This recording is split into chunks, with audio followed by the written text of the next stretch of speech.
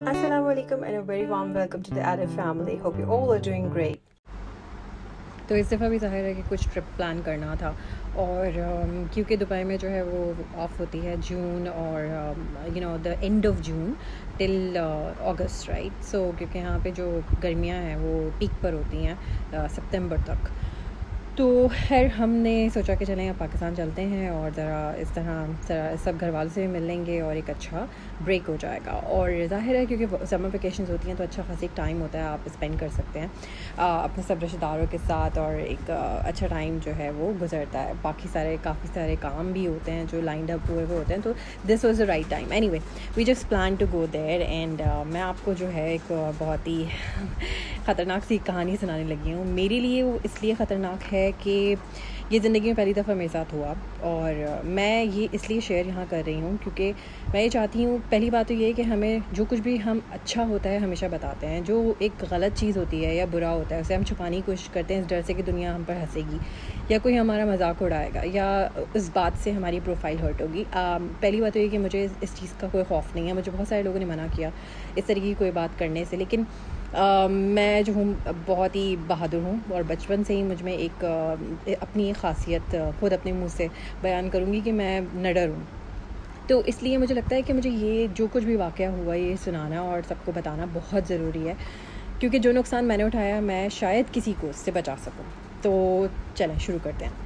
हुआ कुछ यूँ था कि 17 जून 2023 को हमने पाकिस्तान लैंड किया।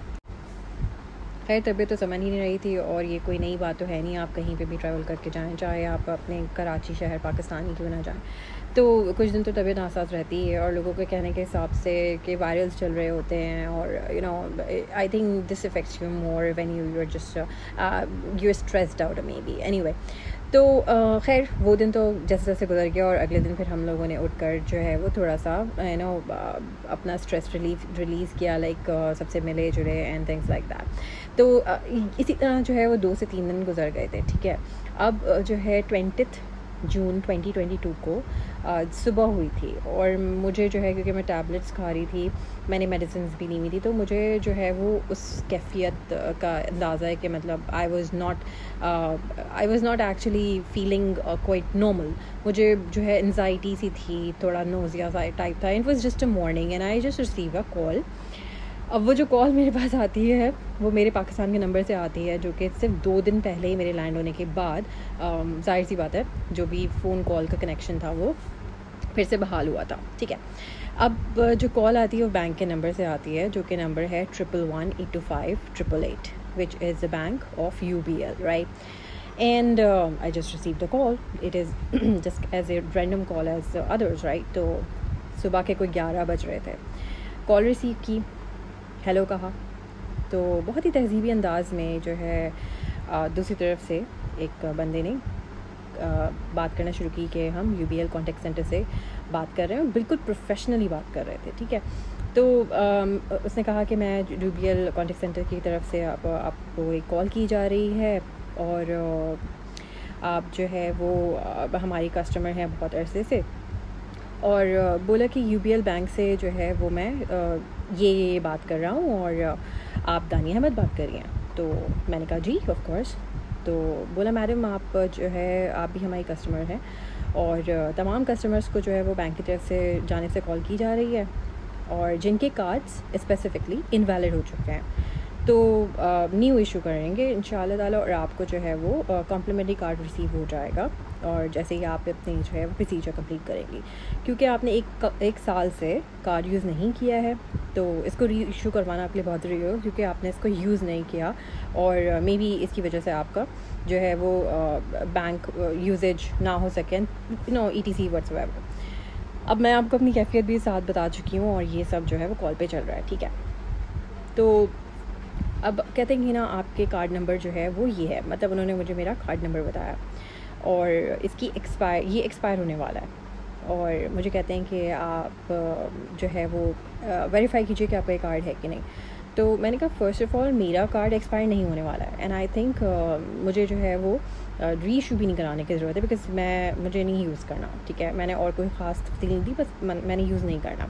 तो मुझसे कहते हैं कि नहीं मैडम आप जो है अगर इसको जो है वो ये वैलिड नहीं है और एक्सपायर भी होने वाला है। तो 1 साल से आपने क्योंकि यूज़ नहीं किया है तो इसलिए आपका जो है वो ऑटोमेटिकली जो है वो ये इनवैलिड हो चुका है। तो मैंने कहा खैर मैं बात सुन रही थी, तो जी मैडम आप यूज़ नहीं कर रही हैं, आप को जो है ना रीइशू करवाना ही होगा। अच्छा, बैक इन माई माइंड मैं यही सोच रही थी कि कार्ड तो वाकई मैंने 1 साल से यूज़ नहीं किया हुआ, क्योंकि मैं पाकिस्तान होती ही नहीं हूँ, तो और मैं 1 साल बाद ही आई हूँ। तो आई वॉज लाइक ना बैक इन योर माइंड, और इतना रेंडमली और इतना फास्ट जल्दी जल्दी सब चीज़ें हो रही होती हैं कि आपको एट द सेम टाइम आपको अपनी डिसीजन मेकिंग करनी होती है, आपका दिमाग जो है वो हाजिर रखना होता है, और एक दूसरी तरफ जो है आप कॉल पर हैं, जो बंदा आपको like is trying to actually convince you for something. So it's like win win game होता है। एनीवे, तो फिर मुझे यही समझ नहीं आ रहा था कि मैं 2 दिन पहले तो अभी आई हूँ और अभी ये सिम खुली है, तो डेफिनेटली ये जो है मतलब how they know. At the same time I was curious about like what is happening. तो मैंने कहा कि मैं ये काम जो है वो ब्रांच जाके खुद करवा लेती हूँ, तो और मैं खुद रीइशू करवा लूँगी, नो प्रॉब्लम। सो ही सैड आपको तो जो है वो इस तरह की कोई भी वो मतलब एफर्ट्स करने की ज़रूरत नहीं है, एंड आप क्यों परेशान हो रही हैं, और जो भी आपका अकाउंट नंबर है, जो कि उसने मुझे अकाउंट नंबर बताया मेरा प्रॉपर, और मतलब कहने लगा कि आपका अकाउंट इस ब्रांच से है और हमारी जो कॉल है वो ब्रांच की ही जानिब से की जा रही है, क्योंकि ये ब्रांच की तरफ से ही हमें कहा जाता है कि जिन कस्टमर्स के जो है वो कार्ड्स इनवैलिड हो चुके हैं तो उनको कांटेक्ट किया जाए। उसने मुझे ब्रांच की प्रॉपर डिटेल्स दी। इनफैक्ट उसने मुझे ब्रांच के ऑपरेशन मैनेजर का नाम बताया, और मतलब ब्रांच मैनेजर का नाम बता के मुझे तसल्ली दिलाने के लिए, और यही बोल रहा था कि ये कॉल ब्रांच की जानिब से की जा रही है। अच्छा, बहुत ही ज़ाहिर सी बात है कॉन्टैक्ट सेंटर की बिल्कुल एक तहजीबी लिहाज से जो है, क्योंकि मैं ख़ुद एक प्रोफेशनल हूँ, मैं खुद भी UBL में काम कर चुकी हूँ, तो मुझे पता है कि प्रोफेशनल नॉन प्रोफेशनल में क्या डिफरेंस होता है, and I am a very tough customer myself, तो it is not that easy to like break myself down. But anyway, अब यहाँ पर मैं ये चीज़ बताती हूँ कि मतलब मैं उनको यही जज कर रही थी कि how can I like clarify from my side कि वो मेरी वेरिफिकेशन पे जो है पूरे उतर रहे हैं या नहीं उतर रहे हैं, जो भी है। तो खैर क्योंकि तबीयत भी एक तरफ चिड़चिड़ी हुई थी, तो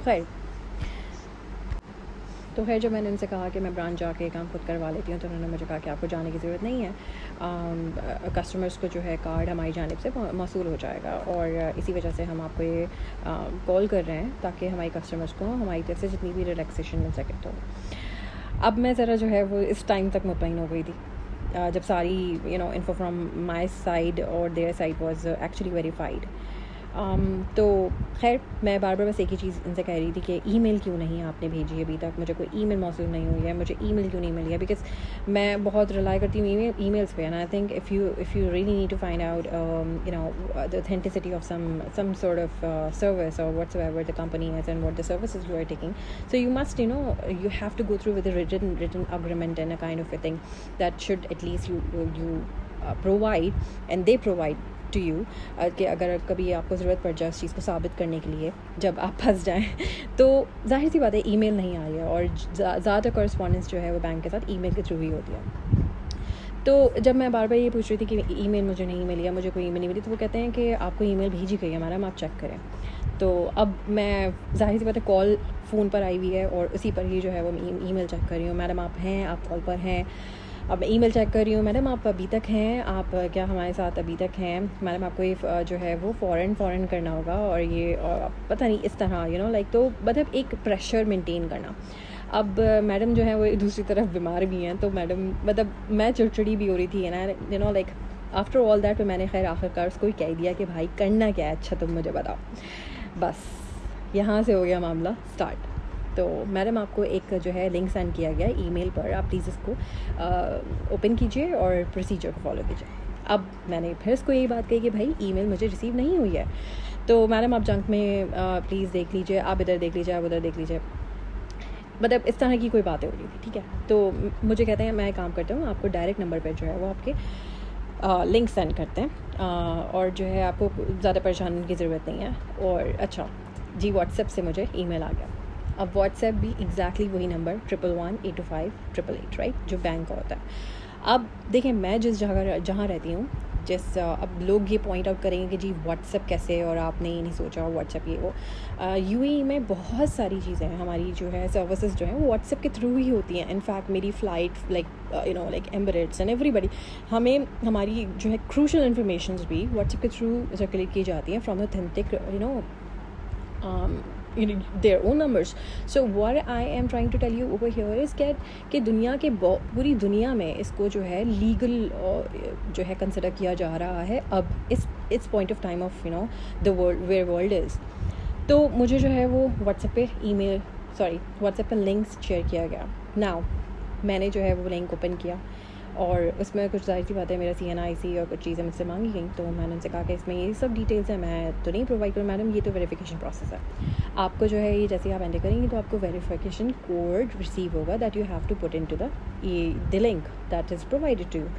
सो I did that and just a moment when I did, एकदम मेरे बैंक अकाउंट से 25,000 डेबिट हो जाते हैं। अब जैसे ही डेबिट हुए तो जाहिर सी बात है डेबिट क्यों है, लाइक क्यों कटे मेरे पैसे। मैंने चलाना शुरू कर दिया कि ये पैसे कैसे कट गए और किस मद में ये कटे हैं। मैडम ये वेरिफिकेशन का प्रोसेस है और आपके जो है वो बैंक को बेसिकली लिंक किया जा रहा है कार्ड के साथ, और ये और वो और पता नहीं, मतलब ऐसी बातें जो मैंने ज़िंदगी में ख़ुद पहली दफ़ा सुनी थी और मैं ख़ुद इस चीज़ों पे चीख रही थी एट द सेम टाइम कि ये हो क्या रहा है। मैं इस पूरी कॉल की रिकॉर्डिंग जो मैंने बाद में की भी है तो शेयर करूँगी, तो आप देखेंगे कि इसमें कुछ 19-20 मिनट्स की मेरी पूरी कन्वर्सेशन है। और उसमें आखिर में आकर मैं बिल्कुल डिवास्टेटेड हो गई थी, और क्योंकि कॉल कार्ड भी दी थी मैंने बीच में। तो उसके बाद जब मैंने रिकॉर्ड किया तो मैं अपनी पूरी सेंसेस में नहीं आ रही थी कि मुझे समझ नहीं आया था हुआ क्या। तो anyway coming back to the same, हम कहाँ थे कि मैंने जो है वो प्रोवाइड कर दिया और 25K एकदम कट जाते हैं और मुझे मैसेज रिसीव होता है बैंक की तरफ से। तो उन्होंने भी जिस तरह से कहा कि वेरिफिकेशन प्रोसेस है दिस एंड दैट, तो मैंने कहा ये 25,000, तो आई न्यू दैट क्योंकि ये मैंने लिमिट अगर लगाई हुई है तो मुझे पता था कि ये इतने कटने के बाद जो ज़्यादा नहीं कट सकते। सो आई न्यू कि समथिंग इज़ रॉन्ग। तो मुझसे कहते हैं मैडम ये वेरिफिकेशन ये टेम्प्रेरी होल्ड है और अभी आप जो है वो ये जो लास्ट वेरिफिकेशन है आप करेंगे तो it will be reimbursed. And I was like what is this going on, like you are forced to do it again. I was forced to do it again just for the sake of saving the 25K which was gone. And I was told कि ये जो है अगर आपने इस procedure को यहाँ, वो ये बोल रहा था कि अगर आपने इस प्रोसीजर को यहीं छोड़ दिया तो your account is going to be freeze and that this and that, और मे बी आपको जो ये अकाउंट जो है वो ब्लॉक हो जाएगा। मुझे हर चीज़ समझ में आ रही थी लेकिन ये चीज़ समझ नहीं आ रही थी कि ये पैसे इतने सारे क्यों कट गए अचानक से। और जब पैसे कट गए थे तो मेरा I think my mind was not able to like cultivate that what is actually happening. इस पर जो है जब मुझे ये कहा गया कि आप दोबारा वेरिफिकेशन जो भी ये भी फाइनल वेरिफिकेशन आप करेंगे और आपका जो भी 25K हैं वापस आ जाएंगे। जब मैंने दोबारा किया तो एक और दफ़ा 25K की ट्रांजैक्शन हो गई और इस तरह मेरे 50,000 बैंक से चले गए। और फाइनली जब ये हो गया तो फिर मुझे बिल्कुल सही वाली अकल आ चुकी थी उस वक्त तक, और मैंने चिल्लाना शुरू कर दिया था क्योंकि क्या हो रहा है। And thankfully my kids were sitting and they knew that something is wrong going on and they were yelling on me, mamma this scam is going on, this is scam call, you must drop the call and this and that. But of course ये सब कुछ हो चुका था और मैंने suddenly अपनी जो है दूसरे फ़ोन से वीडियो बनाना शुरू करी और वो मेरे पास थोड़ा बहुत रिकॉर्ड है। उन लोगों की जानिब से एक थर्ड टाइम की गई थी जब मैं कॉल रिकॉर्ड कर रही थी, तो मेरे पास ईमेल आती है बैंक की तरफ से और वो कहते हैं, बैंक की जो ईमेल थी वो कुछ इस तरह थी कि क्या ये ट्रांजैक्शन आपकी जानिब से हो रही हैं या नहीं हो रही हैं और व्हाट्सएवर। तो मैं उस कॉल पर थी और फ़ोन पर रिकॉर्डिंग भी चल रही थी। एट द सेम टाइम मैंने उसी ईमेल पर रिस्पॉन्ड किया, please help, someone is on the call. और बस ये करके मैंने रिप्लाई कर दिया। मुझे कुछ समझ नहीं आ रहा था कि मैं कॉल ड्रॉप कर दूँगी, ये मेरे 50,000 वाकई चले जाएंगे या जा चुके हैं, या मुझे भी क्या करना चाहिए। तो बस जो समझ में आ रहा था वो मैंने किया और थोड़ी देर में मतलब विद इन सेकेंड्स मुझे बैंक की तरफ से एक ईमेल रिसीव हुई कि आपका जो डेबिट है वो ब्लॉक कर दिया गया है, अब मज़ीद कोई ट्रांजैक्शन से नहीं हो पाएगी और जो भी आपके साथ कॉल पर है ये स्कैम कॉल है। बस इसके बाद तो ज़मीन मेरे पैरों के नीचे से खिसक ही गई थी और मैंने जो है वो रोना शुरू कर दिया और मैं परेशान हो गई। फिर मैं भागकर अपने ज़ाहिर फैमिली के पास गई, अपने बड़ों के पास गई और इन सबको बताया। तो everybody was shock that how come I am not known of this scam which is going on.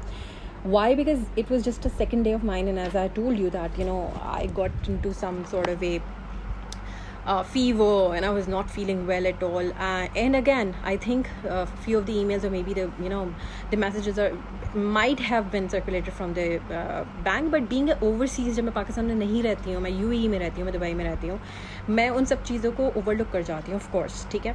तो एक विदिन 2 days तो सब चीज़ें मैं उनकी नॉलेज नहीं हासिल कर सकती हूँ. और एक इंसान जो है वो अभी ही आया है, अभी फ़ोन खुला है, मुझे ये बात समझ से बाहर थी कि इतनी इन्फॉर्मेशन बैंक की तरफ से, बीइंग अ कस्टमर, मेरी सारी इन्फॉर्मेशन जो कि बैंक के पास है वो कैसे सर्कुलेट हो रही है, ठीक है. तो इस पर बहुत सारी लंबी डिबेट हो सकती है, बट मेरा इस वक्त पॉइंट ऑफ व्यू ये है कि मैं इस पूरे वाक़े को आप तक पहुँचाऊँ. यहाँ तक तो ये था कि जो कुछ हुआ, उसके बाद हुआ ये कि मैंने जो है फ़ौरन, जाहिर सी बात है समझ कुछ नहीं आ रहा था, तो जब सब ने कहा कि ये करना है वो करना है, ब्रांच से कांटेक्ट करो, ब्रांच से कांटेक्ट किया. उन्होंने कहा कि आप ब्रांच आ जाइए, जो भी. तो मैं ब्रांच पहुँच, मतलब एक इंसान जो इस पूरी जंग में लड़ रहा है, उसको जो है ब्रांच पहुँचना है. अब ब्रांच पहुँचने के बाद आप ब्रांच का एटीट्यूड जो है वो नोटिस कीजिए. मुझे कहा जा रहा है कि मैडम अभी कोई नहीं है, अभी ये नहीं हो सकता, अभी वो नहीं हो सकता. तो मुझे दिमाग में यही बात आई कि बेटा किसी से तो आपने कॉल मिलानी पड़ेगी, यहाँ पर रेफरेंस के बगैर तो कुछ नहीं हो सकता. One of my uncle is having a very good post on UPL. सो मुझे कुछ समझ नहीं आया, मैंने उनको सीधा कॉल मिला ली. अब मैं कॉल मिला रही हूँ तो मुझे जो है गार्ड कहता है, मैडम आप बाहर आके बात करें, आप बैंक के अंदर से ना खड़े होकर कॉल नहीं कर सकती हैं. तो जाहिर सी बात है, क्योंकि मैडम तो एक फ़न फेयर में आई हुई है ना, मतलब एक इंसान को या जितना भी स्टाफ है वो नोटिस कर ही रहा था कि मैं परेशान हूँ, और मैंने आते ही जो है वो एक शोर शराबा किया. लेकिन ऑफ कोर्स ये एटीट्यूड ज़रूरी है. एक कस्टमर जो है, जो ख़ास तौर पर परेशान है, किसी मसले के साथ आया है, वो यही डिज़र्व करता है. मुझे जो है ब्रांच से बाहर निकाल दिया गया. जब मैंने कॉल कर दी अपने अंकल को, और उन्होंने जो है वो उन्हीं ब्रांच के जो ऑपरेशनल हेड थे, और may be he is a regional head और व्हाट्सएवर, तो वहाँ से उनको कॉल गई, और उन्होंने जो है फिर मुझे जब ब्रांच के अंदर बिठाया, तो वही गार्ड जो थोड़ी देर पहले मुझे बाहर निकाल रहा था, प्लीज़ मैडम आइए, अंदर आइए, वही स्टाफ जो मुझे कह रहा था कि अभी कुछ नहीं हो सकता, मैडम प्लीज़ आप ये फ़ाइल कर दीजिए, आप ये करना है, वो करना है, मैडम आप चाय पियेंगी.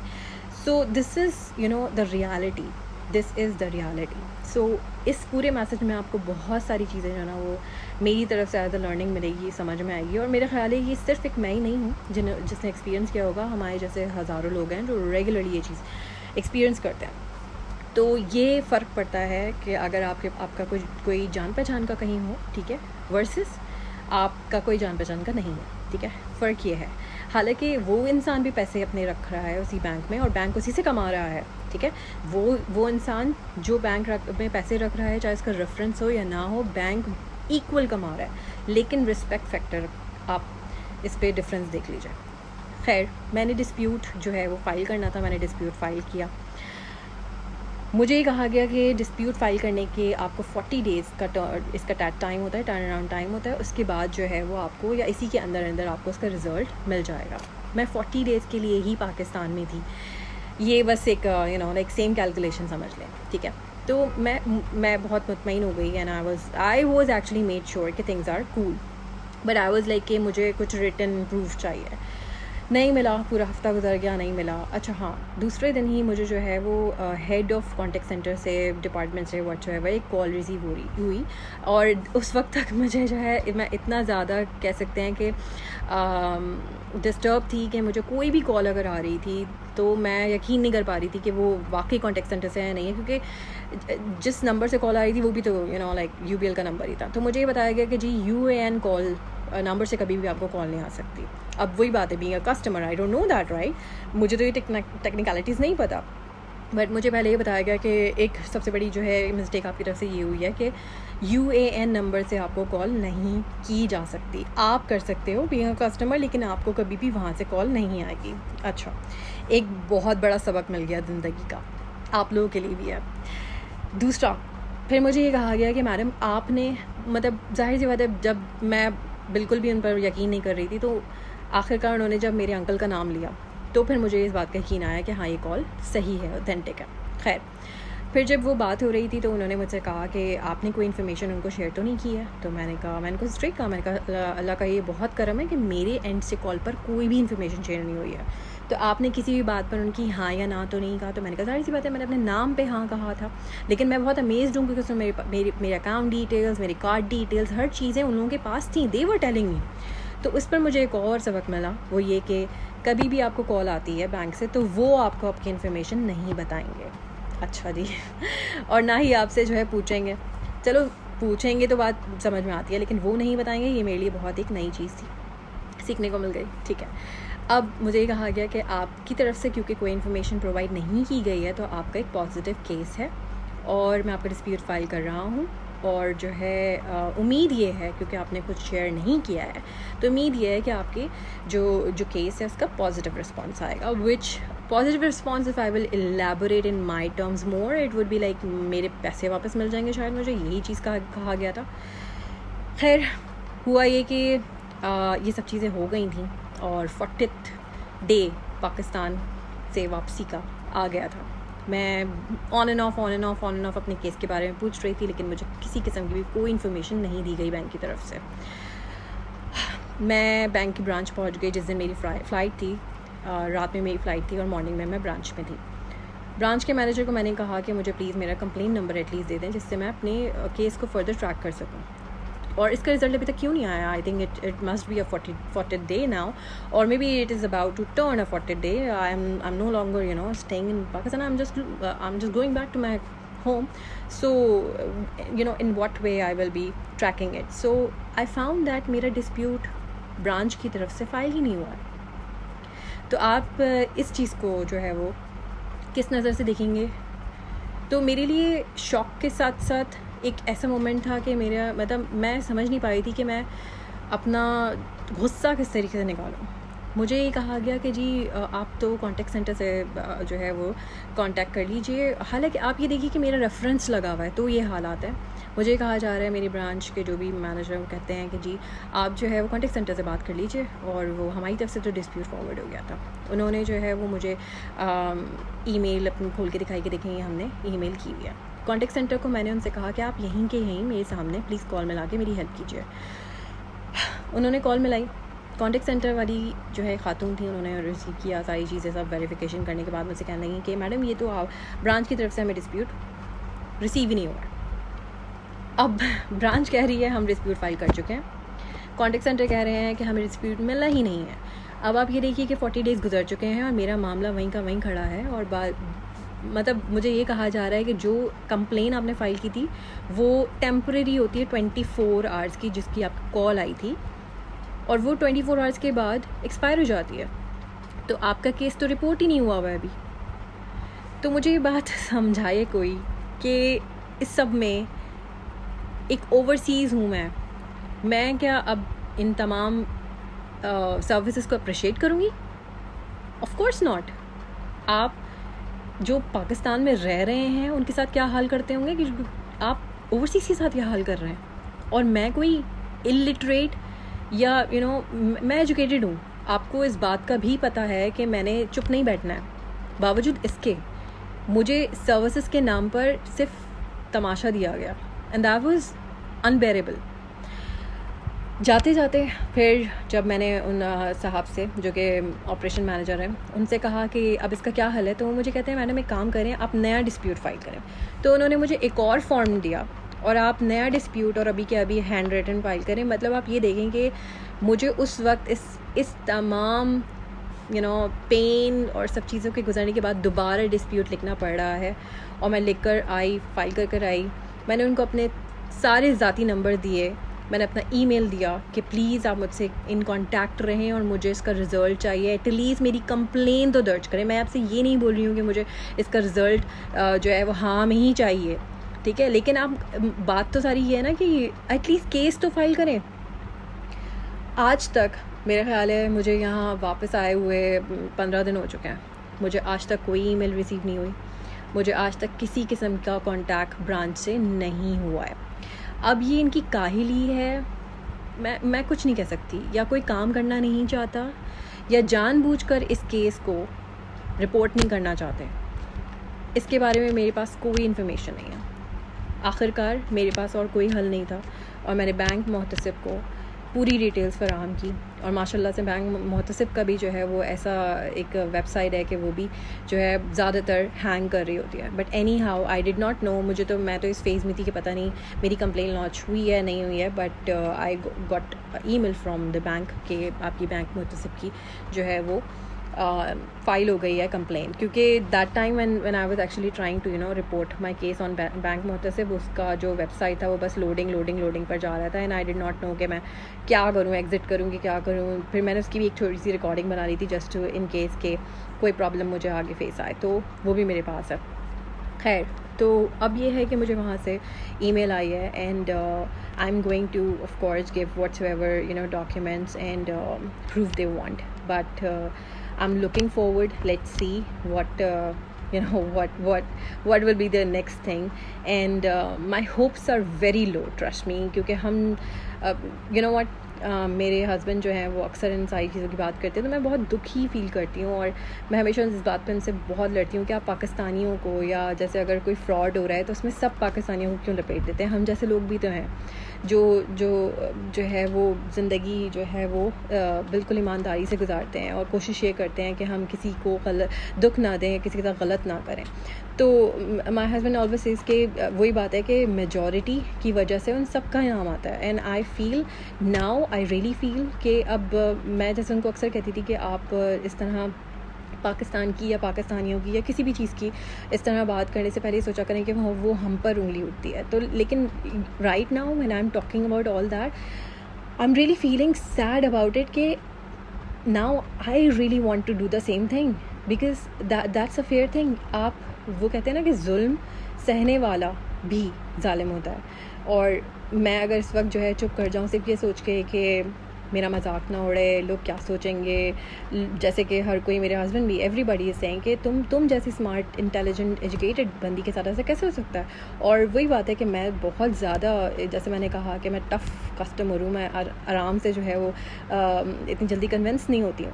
तो जब हो सकता है तो कुछ भी हो सकता है, और इसके लिए मुझे इस वक्त शर्माना या फिर चुप बैठना, इससे कोई हल नहीं निकलेगा।